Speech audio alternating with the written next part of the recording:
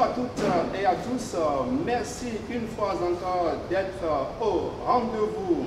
À nouveau, nous voici sur l'autoroute du succès et nous sommes aujourd'hui le jeudi 16 mars 2023. Alors, pour la causerie du jour, nous avons deux amoureux de la mode, tous deux. Amoureux du textile, l'un est amoureux du naté et l'autre est amoureuse de l'indigo. Le thème du jour est intitulé « Valorisation du patrimoine textile béninois et africain, quel mécanisme ?» Valorisation du patrimoine textile africain et béninois, bien sûr, quel mécanisme? Pour aborder aujourd'hui ce thème, nous avons deux géants avec nous sur ce plateau. Nous avons deux acteurs majeurs de la mode béninoise et africaine. Nous avons tout simplement deux amoureux de la mode sur ce plateau. Nous allons planter le décor avec notre papa, avec notre aîné. Alors bonjour. Bonjour. Comment allez-vous? Très bien, très bien. D'accord, merci infiniment de faire le déplacement et d'honorer à ce moment.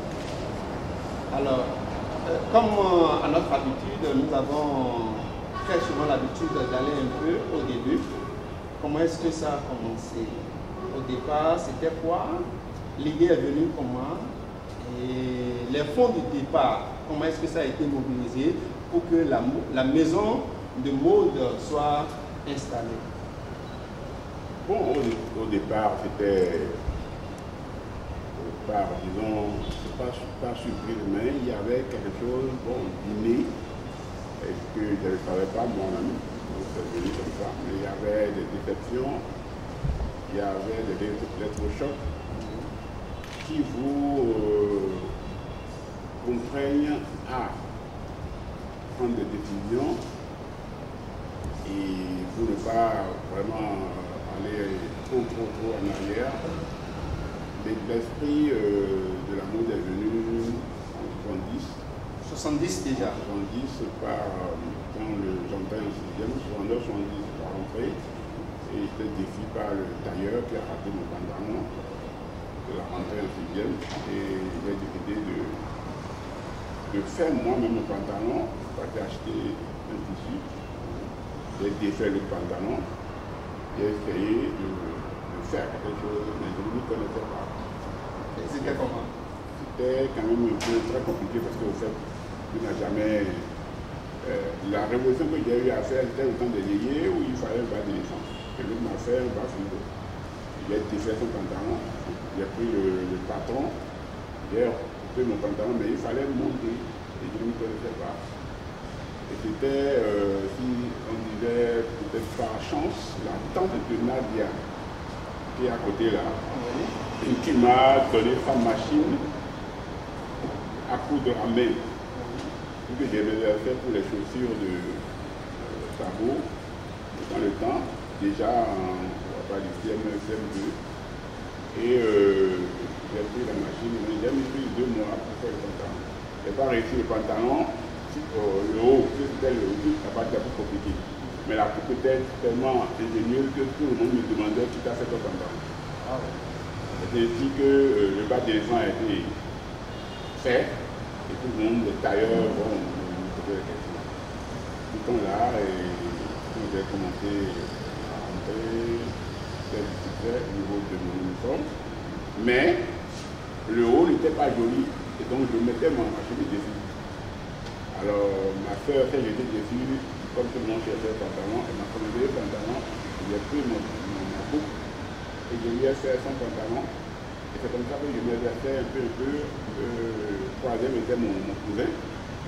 Alors, dans cette audace-là, ma maman est décédée en 77, 7 ans après. 7 ans après. Et je me disais que ma vie allait prendre un tournant. J'ai décidé alors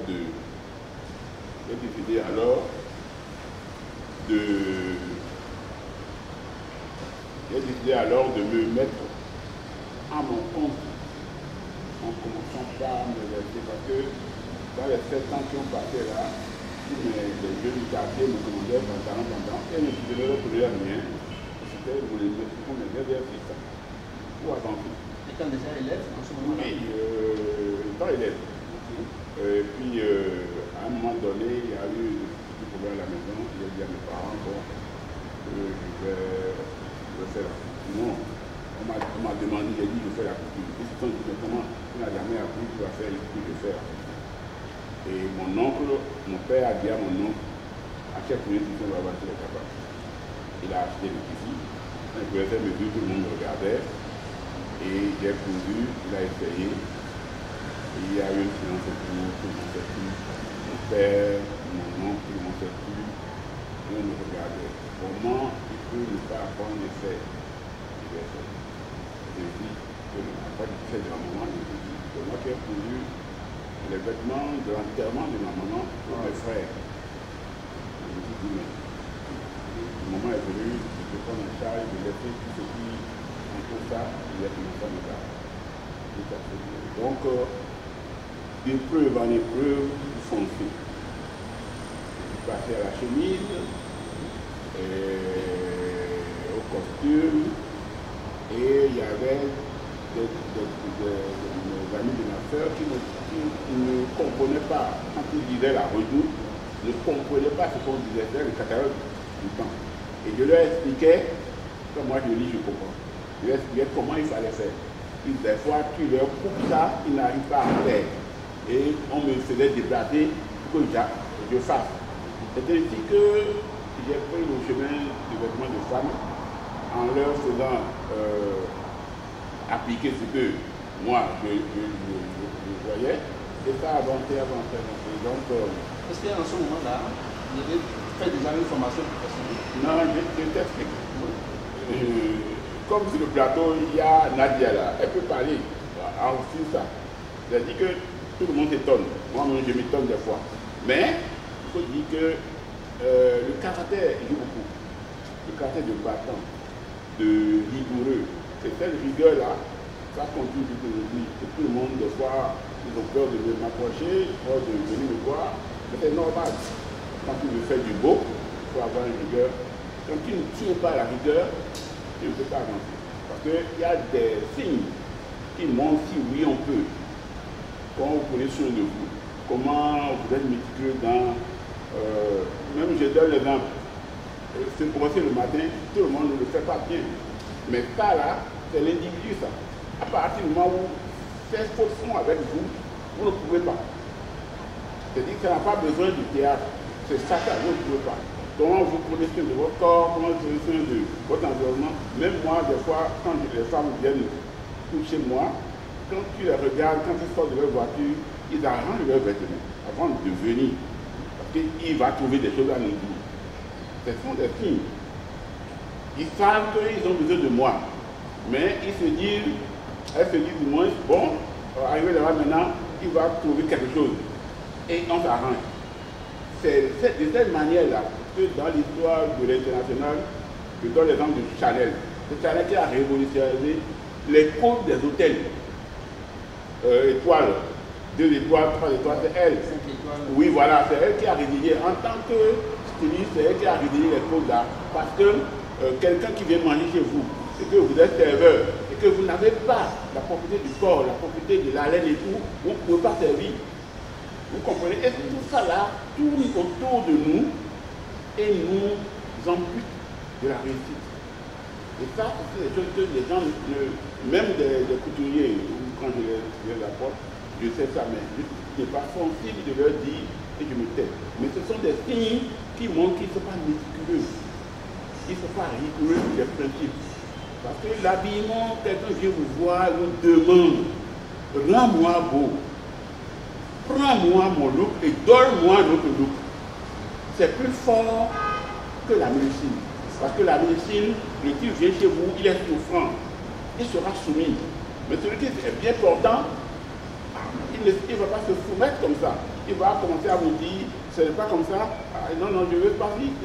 Et il faut être rigoureux. Mais ne pas faire des erreurs en disant des bêtises ou en faisant du faux. Il faut anticiper, réfléchir bien avant que le client arrive. voir qu'est-ce qu'il faut. Les autorités, là, ils regardent. Les personnalités du pays. L'éthique du Bénin est liée à ça. Le grand talent dans les mains, mais beaucoup ne suivent pas. Il a révolutionné même la coupe du costume chez les Béninois. Et on suit, mais les gens s'habillent avec des fautes, les couturiers le font aussi avec des fautes, mais ils ne peuvent pas, parce qu'ils ne savent pas. Donc, il y a beaucoup de choses. Mais l'erreur d'État aussi, c'est que moi, je ne peux pas prendre mon cas comme exemple. Ce n'est pas possible, puisqu'il y a beaucoup de choses innées que vous véhiculez, mais sans savoir, après vous découvrez que. C'est comme ça, moi, j'ai cherché à savoir comment les créateurs arrivent à créer. Et quand aujourd'hui, maintenant, quand je regarde un vêtement, je sais qu'est-ce qui a guidé le créateur à aller là, l'inspiration, comment il est arrivé, comment dépouiller un modèle. Si vous savez ça, vous pouvez quitter toute ma collection. Quand je vais vous dire, vous parlez de Naté, on va venir là. Le Naté est tout le temps avec nous. Les sacs, les clôtures, la vannerie, les fauteuils, les jaquets, Kosilé, Agbadje, tout est là, depuis la Guinée jusqu'en Angola. Mais personne n'a pu faire ça sur le corps coupé, cousu. Et c'est ça, les gens pensent que le Naté n'est pas africain. On me dit ça, je ris, parce que moi je sais que c'est l'origine, c'est bien avant. Parce que si on recule, on va voir, parce que nous avons même des trucs de sacrifice à Gagodo. Et il y a des choses, ce sont des récipients qui sont tressés. Les clôtures sont tressées. Cosigné là, c'est un rideau qui est tissé. Et cette technique-là, moi je dis et je répète, on peut ne pas me croire. J'ai dépassé 8000 échantillons de tissu. J'ai 25 fois Chanel. Ça veut dire que le conseil Chanel, c'est 3 lignes. J'ai 25 fois la ligne Chanel. Ça veut dire quoi? Moi-même, j'ai inventé des motifs. Il y a des motifs que j'ai revisités et mis ça dans le Naté. Quand on parle de tissage, c'est fil qu'on tisse. Moi, je suis natte. Ça veut dire que c'est des rubans que je natte, comme le rinsouvent, comme le halais, rancinon là, le rossignol. Eux, ils ont leur technique. Ceux-là que des hommes ont vu, et ont vu la technique du tissage.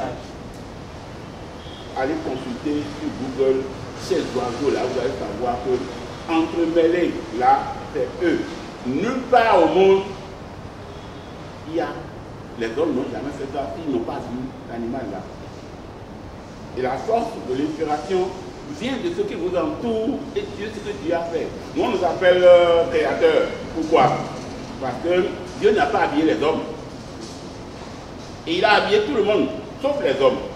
Et les hommes, nous, on est obligés d'habiller le peuple de Dieu. D'achever le que Dieu a fait. A commencé et n'a pas fini. Et on change les couleurs, on change les formes, chaque saison pour habiller le peuple. On crée la consommation, on crée. Alors, quand je dis ça, je suis le seul couturier au monde à avoir inventé un tissu. Chanel, c'est une personne qui fait et elle finit. Je fais au moins 5 sections dans la mode. J'ai fait, en plus de ça, les chaussures, les sacs, les cravates et les nœuds. Parce que le Naté est prêt. Même les MR sont venus me contacter. Leur formule ne m'a pas suffi à trouver. Ils voulaient enlever mon nom. J'ai dit, pour le moment, je n'avais pas autant de variétés pendant ce temps-là. Maintenant, j'en ai, je peux leur citer une partie.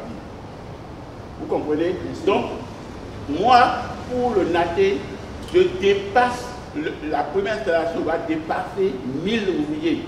Wow. Je dis, je répète, le Naté va dépasser 1000 ouvriers. Si on s'en prend, allez, on va sur l'international, nous allons atteindre 2000 à 3000 ouvriers. Je parle du tissage et après on va passer aux vêtements. C'est du vivier. Mais la culture n'est pas que les nattes. Moi, j'ai pris parce que avant la natte, j'ai fait les impressions. J'ai fait la correction du Cori. J'ai fait la correction vaudou. J'ai fait l'époque épique. Tellement de choses, ils ne vont plus jamais me tricher. Et j'ai trouvé les nattes. Ils font partie de la culture du Bénin. Le gars du Bénin est par excellence la vannerie. Donc, je n'ai que pris que dans mon terroir africain pour pouvoir. Et quand j'avance, moi-même, je change des motifs. Parce que si mon pays fabriquait des rubans, j'allais exiger des compositions. Comme mon pays ne fabrique pas, je prends l'exemple de la firme qui fabrique du coton, les meilleures qualités de coton, mais ils ne cultivent pas le coton. Donc ils fabriquent des machines. Donc moi aussi, j'ai commencé à apprendre et j'ai inventé le métier qui fabrique le natté. Ça là, c'est encore autre chose. C'est encore notre point. Oui, de l'épreuve auquel, parce qu'avant je fermais la porte, je faisais, et mes bras me faisaient très mal. J'ai dit, mais si on me connaît beaucoup, comment je vais faire? Donc j'ai commencé à réfléchir à la formule de Natal. Je vais m'arrêter là, sinon, si vous avez des questions de me poser. Alors, Madame Nadia, vous, ça fait déjà 15 ans de pratique de la mode de Bénin. Au tout début, comment est-ce que c'est arrivé? C'est à travers des observations, à travers des vécus. Alors, dites-nous comment est-ce que ça a démarré et les difficultés du départ et surtout le capital. Comment vous avez installé votre maison? Merci, monsieur le journaliste. L'aventure a commencé en juillet 2007 de façon formelle. Juillet 2007. Juillet 2007 de façon formelle. Mais bien évidemment, quand l'idée est arrivée, amplement l'idée est arrivée, le projet a pris corps, il s'est écoulé quelques petites années. Et tout est parti également d'un sentiment de révolte et de frustration. Parce que de par mon métier, je voyageais beaucoup. C'était quel métier déjà? Je suis de formation ingénieur de la 3D. Ok, d'accord. Je voyageais beaucoup et quand il m'arrivait d'aller dans d'autres capitales, à la fin de la mission, j'avais toujours un cadeau. Quelque chose qui était significatif et qui représentait le pays que j'avais visité. Mais quand je recevais mes collègues au Bénin, je n'avais pas la joie et le plaisir de leur offrir des choses qui étaient exclusivement pour eux. Donc c'était une frustration qui m'animait. Par la suite, je me suis rendu compte qu'il y avait un tissu que mes parents utilisaient pour les examens. Mais au fil du temps, ce tissu était rangé au fond du placard et avait été remplacé par des tissus importés. Donc j'ai demandé, mais pourquoi ce tissu qui avait sur telle photo, tu ne l'utilises plus? Et ma mère m'a répondu, ben maintenant, quand il y a des décès, les gens choisissent un pain, on fait l'uniforme. Donc du coup, je n'utilise plus ces tissus. La curiosité aidant, j'ai commencé à me documenter, à me renseigner sur ce tissu qui pour moi restait désormais au fond de placard. C'est là que j'ai réalisé que c'était un tissu qui était fabriqué un peu partout dans la sous-région, mais que celui du Bénin avait ses particularités, ses spécificités. Et il était juste en train de tomber aux oubliettes et le savoir-faire était également en train de partir à gauche. Donc j'ai décidé que j'allais redonner vie à ce tissu-là. Et je parle du tissu qui à l'époque s'appelait tissu intégré en français, à Rovo en fond, et nous depuis 2 ans nous l'avons renommé Elouvo. Donc ce petit Elouvo. Elouvo, c'est à Yoruba? C'est Yoruba et fond. Le Elou pour désigner la feuille qu'on utilise pour faire cette peinture et le Avo pour parler du tissu. Et je disais tout à l'heure que c'est comme un appel que j'ai reçu où il fallait que ce tissu soit présenté sous son support. Il me donnait l'impression d'être l'enfant le moins aimé de la maison. Vous savez, parfois il est arrivé que dans certaines familles, qu'un enfant naisse avec des difficultés ou des défaillances et on le stigmatise, on le met à part. Quand il y a des invités, lui ne sort pas. Quand il y a des grands jours, lui ne doit pas sortir. C'est le traitement que j'ai eu l'impression qu'on donnait à cette question. Et j'ai décidé de le récupérer, de le toiletter, de garder son côté traditionnel, mais de lui apporter une touche de glamour, une touche de modernité pour continuer à le faire. Donc c'est de là qu'est partie l'idée de mettre en place cette entreprise. Les difficultés, il y en a eu parce que les consommateurs que nous sommes avions pris l'habitude d'utiliser d'autres matériaux, d'autres tissus. On s'est habitué aux grands noms, on s'est habitué aux grands motifs très colorés, on s'est habitué aux brillants, aux scintillants. Donc ce motif terme, monochrome, sur de la cotonnade n'était pas forcément au prime abord très accepté par le consommateur. Maintenant, vous avez parlé des capitaux de départ. En ce moment-là, tu es en train de travailler déjà, mobiliser un peu d'argent. Voilà. C'est parti, j'ai commencé avec des économies personnelles, c'était des capitaux propres au départ. Mais ce que je voudrais souligner, au début de l'entreprise, la difficulté ne vient pas, contrairement à ce qu'on pense, en tout cas de mon point de vue, ne vient pas de la mobilisation des capitaux. Ça vient plutôt des contacts et des challenges auxquels il faut faire face pour que le projet voit le jour. Les capitaux, je pense, ils vont après. Le capital humain est très important. Les capitaux financiers viendront après, pardon. Mais le capital humain est très important parce qu'on ne peut pas tout faire seul. On a besoin d'avoir des gens qui adhèrent au projet, qui croient au projet et qui ont envie de faire le voyage avec nous. C'était plutôt ça pour moi, les challenges au départ. Et au départ, là, ils avaient ce capital humain. Il y avait ce capital humain, il y avait, je dois l'avouer, il y avait ce capital humain qui s'est agrandi, étoffé, diversifié, mais il était là. Aujourd'hui, l'entreprise en elle-même, est-ce que ça a connu déjà assez de succès? Si on est encore là après 15 ans, c'est bien évident parce qu'on n'a pas eu que des échecs, il y a eu des succès.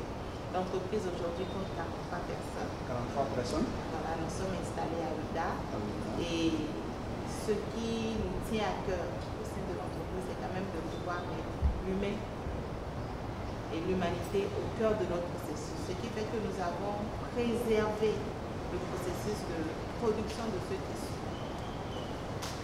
selon les méthodes traditionnelles, la méthode ancestrale. Ils sont authentiques. Voilà. Et dans notre cycle de production, nous avons également veillé à recycler nos déchets textiles et en faisant travailler des personnes vivant avec le handicap. Donc, après 15 ans, nous sommes toujours là. On a de nouvelles augmentations, de nouveaux projets qu'on met en route. Alors, vous n'avez pas désigné le capital de départ, c'était combien déjà? Ou bien c'était avec combien de tissus au départ? On va aller beaucoup plus dans le détail. À ce niveau-là, pour ceux qui nous amis téléspectateurs. En fait, je disais tout à l'heure que l'entreprise est née formellement en juillet 2007. Je ne pourrais pas vous dire j'ai mobilisé tant de sous dans le stock. Mais le stock, je l'ai construit progressivement. Mais ce que je sais, la sortie de cash que j'ai fait, dont je me souviens, c'était pour la location de la première boutique. J'avais fait une tontine. Donc le jour où j'ai ramassé la mise de la tontine, je ne suis même pas rentrée à la maison. Directement, je suis allée voir le propriétaire. Et j'ai versé les avances. C'était combien? 800 000. 800 000. 800 000. Wow. Voilà. C'était beaucoup à l'époque. C'était beaucoup à l'époque, mais Dieu merci, j'avais pu tenir, c'est grâce à une tontine. Je rappelle aux amis téléspectateurs que le thème du jour est intitulé « Valorisation du patrimoine textile béninois et africain, quel mécanisme ?» On revient encore à notre doyen, à notre baobab qui est sur ce plateau, 40 ans déjà au service de la mode, c'est pas donné à n'importe qui. Alors, doyen JB, alors on revient maintenant dans le thème du jour, la valorisation du patrimoine textile. Vous avez commencé déjà par aborder un peu le naté. Comment est-ce que c'est arrivé, le naté? Vous avez expliqué ça tout à l'heure. On veut savoir beaucoup plus sur le naté. C'est quoi le naté? Et pourquoi vous avez choisi d'inventer un tissu? Oui, rapidement, j'avais passé dessus, mais c'était le choc. On m'a triché. Je faisais l'impression et j'ai fait l'impression moi-même à présent avec les motifs animaux. J'ai fait à Mandébélé, une petite africaine, j'ai fait le roi d'Abonné et j'ai fait l'impression animale. On m'a triché. Qu'est-ce que je dois faire pour ne me triche plus? Et si on va me tricher, la personne doit maintenant natter. Et ça, il n'y a pas un lieu où on peut acheter un vêtement ou un tissu naté. Et j'avais un terrain à la route des pêches là-bas, donc j'allais là-bas me reposer et j'ai vu le bonbon. Exactement. Qui est la clôture de la côte, fait par le côté là. Il dit, mais ce motif-là, c'est beau, mais comment on va faire pour faire le corps? C'est ainsi que j'ai commencé à réfléchir à qu'est-ce que c'est que le bongo et à quoi rime le naté. Alors, quand j'ai commencé à réfléchir à l'histoire des nattes, j'ai découvert tout ce que je peux connaître, par exemple la culture, le vivier du naté dans le monde était reconnu dans l'histoire. Naté éventaille tous les peuples, les fonds, les gens du centre, les gens du nord ont leur spécificité. Est-ce que le mot existe déjà en français? Naté. Oui, il y a le naté, tout le monde sait, la natte. La natte existait en français. En anglais, on met weaving fabric ou basket. Mais le mot existait. Maintenant, on a même dans les cours de mode, on apprend aux gens ce que c'est que la natte. Mais l'idée d'en faire un vêtement et de porter, moi-même j'ai vu des cravates où on dit trafic, pour en faire l'esprit des nattes. Mais ce n'est pas. Et puis c'est limité. Parce que tel que moi je fais maintenant là, tellement c'est dense, immense, que je me disais, mais qu'est-ce qui m'a poussé à un peu d'en faire? Et j'ai vieilli même avec ça, parce que quelque part, il y a tellement de choses que je me perds dedans. Alors, quand vous parlez de natte, il y a les cuirs qui nattent, il y a les paniers et tout, mais il y a aussi d'autres matières.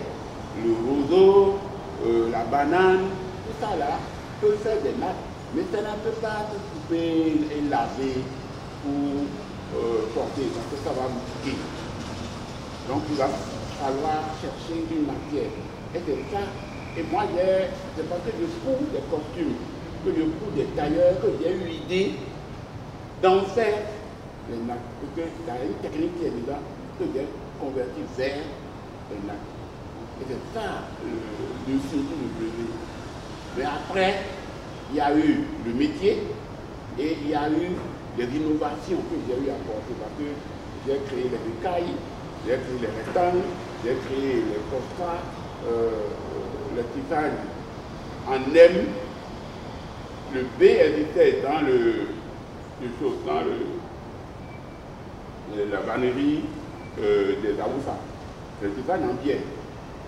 Mais le M, je l'ai retrouvé quand je parcourais qu'il y en a quelquefois dans le chose là. Mais ce qui est important, c'est de pouvoir couper, de repasser. Et j'en ai tellement joué sur le feeling que j'ai donné une grande valeur au tissu. Et je refusais même de coudre à des gens d'un certain niveau pour que le tissu ne soit pas tombé dans de base. Puisque la mode, c'est prendre sa culture, travailler sur sa culture et permettre aux autres peuples de porter sans savoir ou sans se rendre compte qu'ils sont acculturés. Et ça, si tu n'arrives pas à faire en tant que créateur, en tant que designer, tu n'as rien fait. Personne ne portera ta culture brute. Personne, même au Bénin là, le Yoruba ne veut pas porter ce que porte le monsieur d'Abomey. Au Boum là, les Portondiens, il y a eu différents rangs Boum et Yoruba. Ils ne veulent pas porter le chapeau des Boum. Tu ne veux pas voir quelqu'un d'un certain porter le Daborabomey. Mais il faut travailler ça pour que ça soit universel. Le Chinois ne va jamais porter notre culture. Et nous ne pouvons pas porter la culture de la Chine. Si vous n'universalisez pas le concept, quelqu'un qui arrive à universaliser le concept et qu'un autre peuple commence par porter, il a gagné. Et c'est ça que les Européens ont fait, sinon nous on ne porte pas de cravate en Afrique. Ni de costume. Mais il faut travailler ça pour pouvoir vendre ça, ce que nous faisons au Bénin. Quand est-ce que le Marocain va porter? Il faut étudier ça. Donc les gens sont toujours au niveau brut et ne veulent pas améliorer ça. Ils ne peuvent pas faire l'international. Moi j'évite aussi que les gens achètent, comme ils ont détruit le Bogolan, ils ont acheté le Bogolan, commencé à faire des tables, des choses dans les restaurants, et puis le tissu est mort. Et ça là, il faut l'éviter. Le super 100 coûte beaucoup cher ici, mais nous préférons que moi, mon athée n'est pas l'égal du super 100. Donc je travaille sur ça. Vendredi, il est égoïste. Donnez au couturier de coudre. Si quelqu'un n'est pas méticuleux dans son travail, il ne peut pas bien faire le bazin, je ne vais jamais lui vendre le naté. Sinon il va tuer le naté et va me dire que le tissu a un problème. C'est lui qui a un problème. Donc il faut, quand vous faites quelque chose, il faut surveiller. Savoir que pour pouvoir réussir, il faut que l'élite porte. Je vous rappelle une petite histoire que j'ai eue avec la secrétaire, monsieur Akofoli qui était directeur de la secrétaire. Il est venu me voir parce que je l'ai surpris pour son mariage le jour et la nuit, la première robe de soirée en wash, c'est moi qui ai fait en 91 pour madame Akofoli, la femme du directeur de la secrétaire. Et il a gardé sa mémoire parce qu'il m'a bombardé de champagne du coup après. Et en 1994, il m'a vu, quand il est venu à l'aéroport, je venais de Paris, il me dit, j'ai vu parti, il m'a appelé à secrétaire. Il m'a dit, je veux que ma société soit au grand rendez-vous. Il dit, mais tu ne fais rien pour le grand rendez-vous. Tu fais la gogoudi. C'est-à-dire que ton tissu ne peut caler que bon, dans les fêtes traditionnelles. Si tu veux que tu sois au grand rendez-vous, il faut anoblir le tissu, lui rendre une conformité à ce rendez-vous-là, que le cadre puisse porter et aller à son service sans être gêné, qu'il puisse porter et rencontrer les femmes de la Côte d'Ivoire, rencontrer les femmes du Nigeria, pour que ça soit noble. Par là, le peuple va suivre, dépenser beaucoup d'argent, même s'ils n'en ont pas, ils vont faire pour pouvoir acheter. Et c'est comme ça que le tissu va avoir de la valeur. Et il faut sauver, l'éthique. Et, c'est pas moi, faire un plan pour que tout ne soit pas galvaudé. Chaque 2 ans, tu dois sortir une nouvelle collection. Pour renouveler, inciter les gens à renouveler leur garde-robe. Il y a des gens ici qui savent que c'est moi qui ai inventé le bulldog. Mais je n'en parle pas beaucoup. Mais ils savent, et les couturiers savent, c'est moi qui ai travaillé le bulldog du Nigeria là. Et j'ai donné le nom de bulldog parce que les dame voulait lui offrir un vêtement et m'a demandé dans ton tissu. J'ai dit, à moi, mon tissu ne fait pas le bomba là. Je vais raffiner, donc je vais raffermir la coupe, changer la forme de la veste, de la manche, pour que ça soit épaulé comme une veste. Et le pantalon était une coupe de pantalon et non chose. Et j'ai fait, et j'ai vu que c'était beau, et j'ai commencé à faire ça en 2011. J'ai présenté ma collection. Ils sont venus, je les ai invités à venir, ils ont commencé à faire. Je me suis dit, mais tel que le bulldog a parcouru l'Afrique là, Je sais que je fais autre chose, ils vont suivre. Ils attendent tous que je crée une collection. Mais ça va venir. Ne t'en fais pas. Parce que le développement, le peuple a des génies. Chaque peuple a des génies. Que les autorités ne sautent ça, ils se trompent. Pour moi, ce qu'on fait à Gros-Djibouya, c'est très bien. Et c'est le développement qui a commencé. Mais il y a des choses, on ne montre pas à tous les autres ce qu'on fait pour gagner. Si tout le monde commence par faire Gros-Djibouya dans leur pays, on va vendre à qui? Ça là, ils n'ont pas demandé conseil, mais c'est réel. Tout le monde va commencer à faire Gros-Djibouya, vous allez vendre maintenant à qui? Qu'on développe Nadia, que Nadia produise des quantités de tissus selon les normes de l'international pour commencer à vendre. Ils vont finir ici à acheter. Si on ne fait pas et qu'on amène les gens à voir Gros-Djibouya, ça c'est politique, mais ce n'est pas stratégique pour le développement du textile. Parce que les couvents au Bénin existaient, il est qui a sauvé beaucoup de choses, même la pharmacie. C'est un conservatoire. C'est ça. Et qui, on vous apprend dans un rituel le secret, même parler. Si ça du point, on ne peut pas parler. Ils ont toujours quelque chose dans la boule pour ne pas parler. Parce qu'ils vont dire des choses qu'on ne veut pas qu'ils disent. Mais c'est ça, ce sont nos valeurs qu'on doit surveiller. On a la grande miette, on surveille l'armée, la grande miette, c'était les vaudous. Je vous laisse d'abord. Ok, d'accord. Mais j'ai une question d'abord, avant d'aller à Mme Navia, j'ai une question.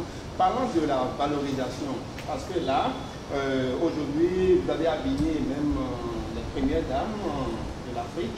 Alors, comment est-ce que ça a commencé? Est-ce que c'était vous-même qui portiez les vêtements que les nappés que vous confectionnez de fil en aiguille? Comment est-ce que c'est devenu? Dans le cas, j'ai habillé John Koufor du Ghana, j'ai habillé la femme de Macky Sall, j'ai habillé au Ghana au moins 9 personnes, au Nigeria, en Afrique du Sud.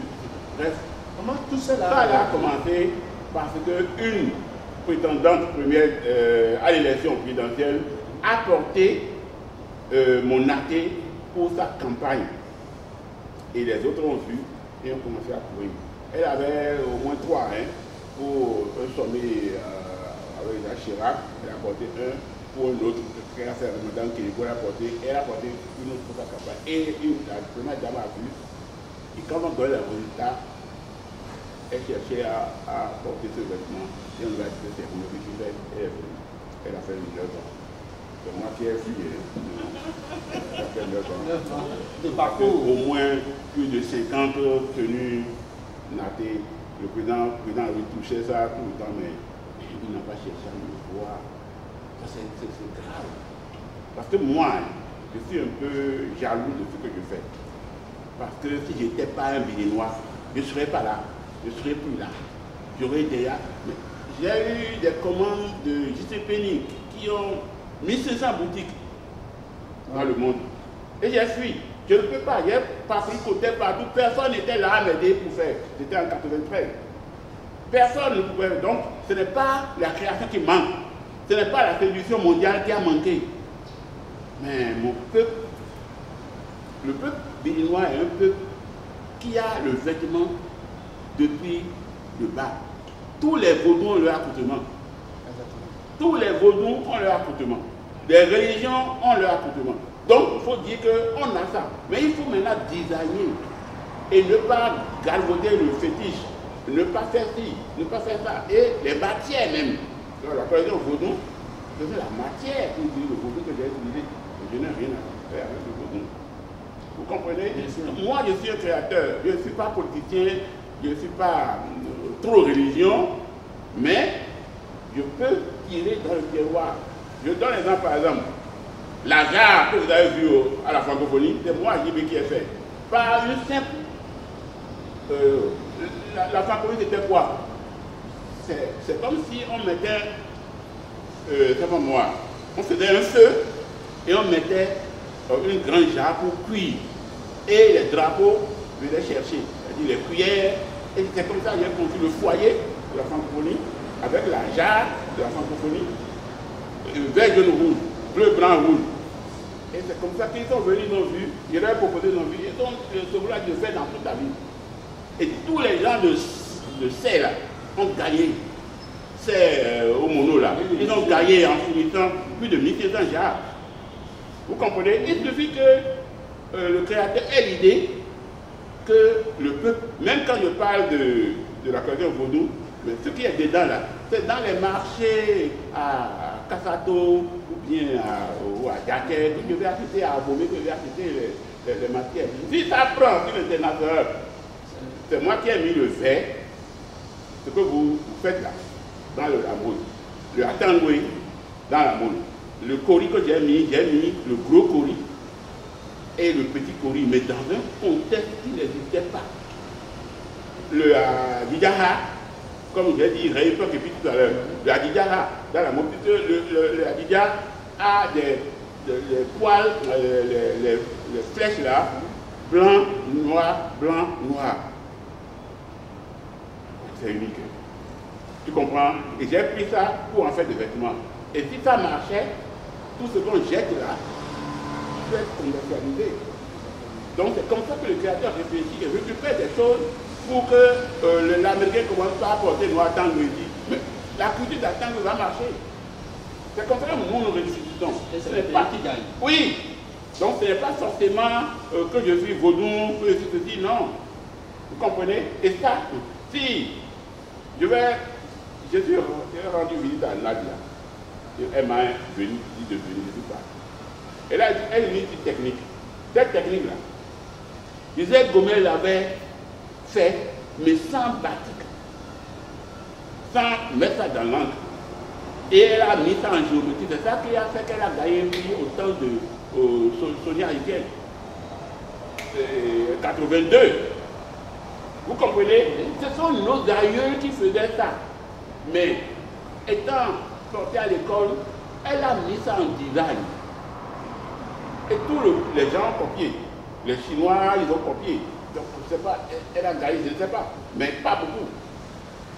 Vous comprenez? Alors, parce que ça a été galvaudée et elle n'a pas été protégée. Et a fait qu'aujourd'hui elle est tombée. Bon, je ne sais pas. Et tout ça là. C'est dommage qu'on ne tient pas compte de nos valeurs et on ne vous sollicite même pas. La politique, vous, peut-être, il va être évident, il va dire ici, il ne va pas suivre ce qu'on va lui dire, alors que tu ne t'y connais pas. C'est moi qui connais. Et c'est moi qui dois suivre. J'ai vu des gens qui on a mis 300 millions dedans. Ils ont échoué. J'en ai vu au moins, je ne veux pas appeler des noms, au moins 3 fois. Première fois, 100 millions échoués. Deuxième, la troisième fois, le monsieur a dit, mais non, quelle est cette histoire-là qui bouffe l'argent comme ça et qui puisque la personne n'a aucune expérience. Il ne donne pas de résultats. N'a aucune expérience. Et on a mis l'argent dedans. C'est l'expérience, le savoir-faire et l'idée que vous avez qui fait la différence. On ne devient pas si on ne fait pas le parcours et le caractère même. Si ça ne suit pas, vous allez vous dire, bon, jeunesse, mettez votre argent dedans, vous allez voir le reste. Moi, je dis, et le mal est que, si elle m'a appelé, c'est parce qu'elle me connaît, sait que je peux lui apporter quelque chose. Elle ne m'a pas fui. Pourquoi des gens ne... Bon, tant mieux. La nature du pays est comme ça, on continue. Ok. Alors, je vous prie de faire un grand banc pour notre baobab sur ce plateau. Madame Nadia, alors, parlez-nous un peu de l'indigo. Vous avez vu, vous avez voulu restaurer ça. Comment est-ce que ça a commencé? La technique, est-ce qu'entre-temps, vous avez été à l'école de ça? Alors, dites-nous tout. Merci. Et je voudrais, pour faire le pont avec ce que je vais dire, faire référence à ce que le doyen Ibé a dit. Tout se trouve dans notre culture. Et notre culture est très riche, elle est très inspirante. comme je le disais au départ, je suis partie du constat que ce textile avait été délaissé. Et je ne dirais pas que j'ai été à l'école de l'Indigauche, il n'y a pas une école formelle. Tout ça. Mais l'école que j'ai adoptée, c'est l'école de la curiosité, l'école de l'humilité, l'école de aller vers les autres et être convaincu qu'ils ont réellement quelque chose à apporter. Donc moi, c'est passé par le destin a conduit mes pas vers la famille Aliamousou, auprès de qui j'ai beaucoup appris en termes d'information. Parce que les dames que j'ai rencontrées là-bas n'étaient plus en train d'exercer, puisque l'activité ne portait pas de fruits, mais elles avaient quand même une expérience, des histoires et du savoir à faire, à partager, ne serait-ce que théoriquement. Et je parle, on était en 2007, où le tissu importé était très en vogue. Il y avait même à l'époque une gamme dont je vais taire le nom qui coûtait plus de 120 000 francs. Et c'est dans ce tissu qu'une femme se trouvait belle.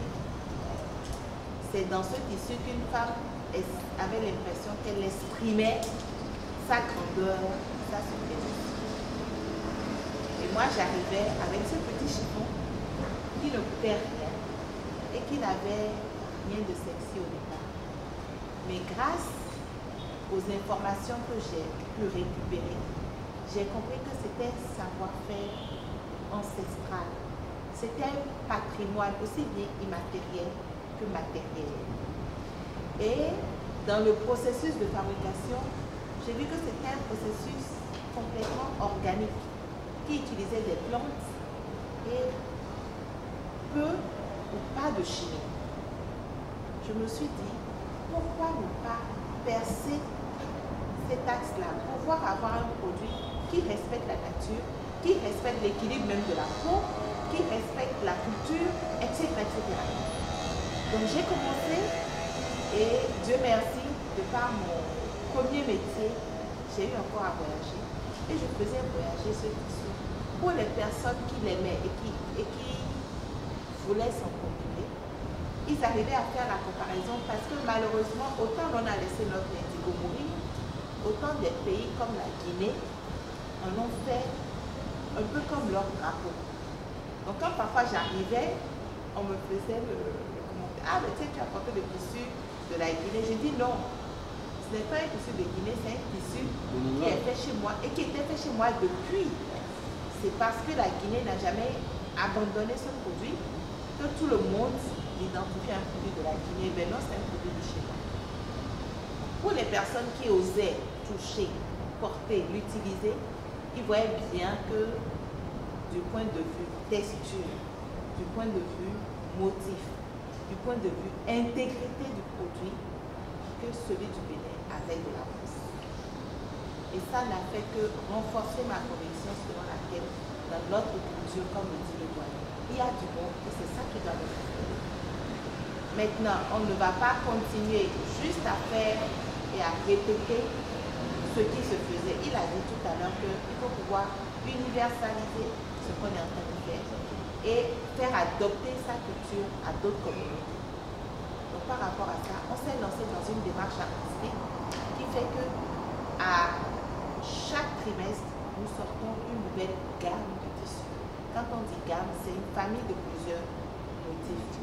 C'est ainsi que vous allez retrouver chez nous un tissu qu'on appelle la marinière, qui par définition est un tissu qu'on retrouve dans les villes côtières et qui permet de retrouver, et qui permettait à l'époque de retrouver très vite les marées qui tombaient avec.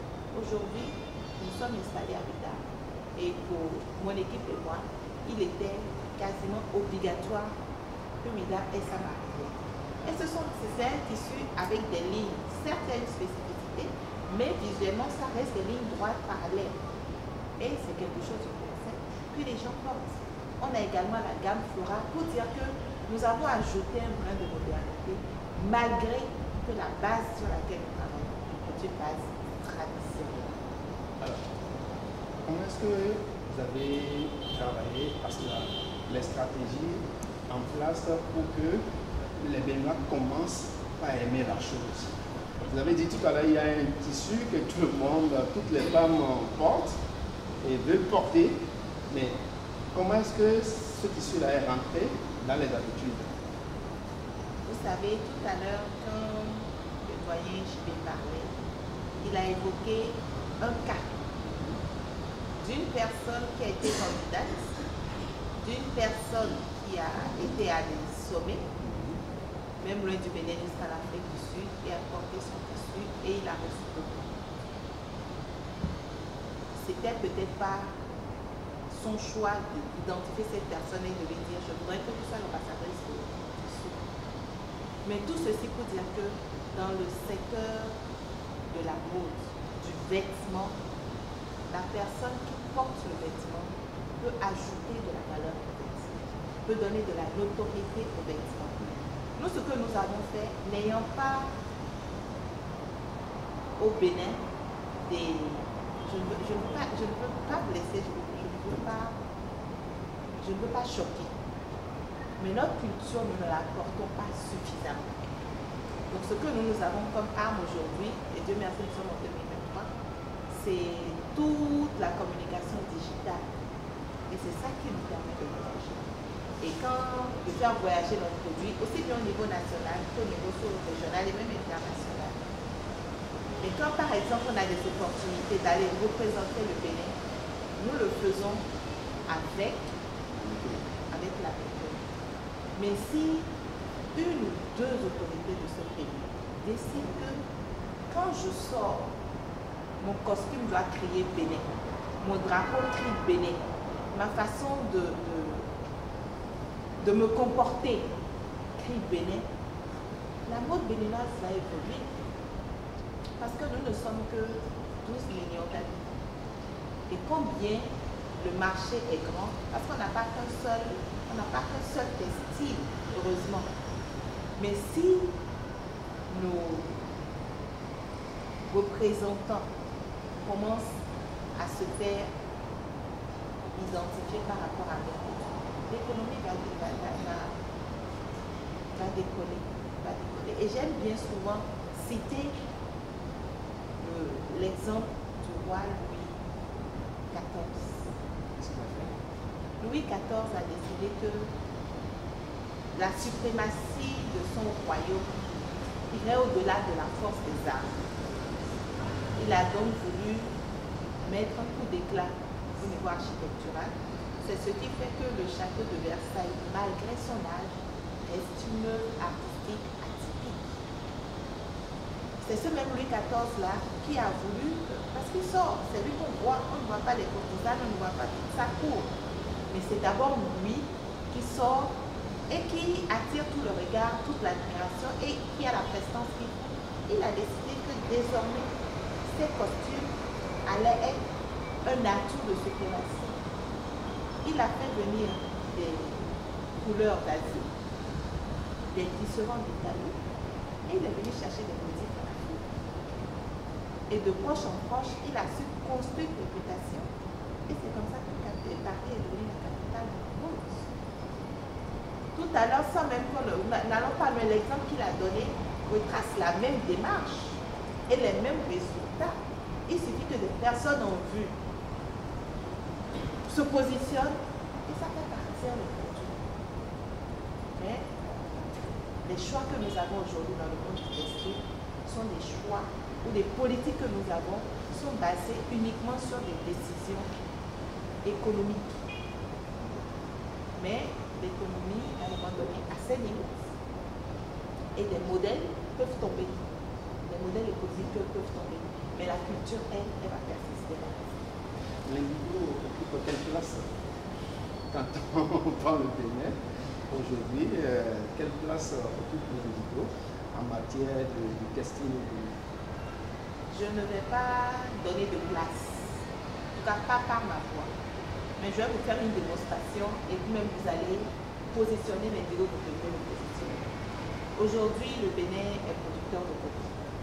Troisième au plan mondial, premier dans son régional. Ce coton, il pousse sur nos terres, Dieu merci. Il est égrené ici, il est filé ici, il est tissé ici. Quand moi je récupère ce coton, je récupère un coton 100% béninois et de très grande qualité. Je prends mon processus de fabrication, j'utilise une plante. Cette plante, elle est endémique ici, ce n'est pas une plante importée, c'est une plante de notre flore végétale. Cette plante, elle pousse ici sans difficulté. Je récolte, je la mets en production, je plonge mon tissu qui a été travaillé par de petites mains béninoises. Vous mettez un produit comme ça. Quand je prends le pain que tout le monde consomme, on sait bien la qualité. Mais quand vous prenez ce produit où la matière première du début à la fin a été sortie de notre sol, je vous laisse lui donner sa place parce que moi je ne serai pas objective. D'accord. Merci beaucoup, madame. Je vous prie, hein, c'est un peu faible. On est dans le mois de la femme.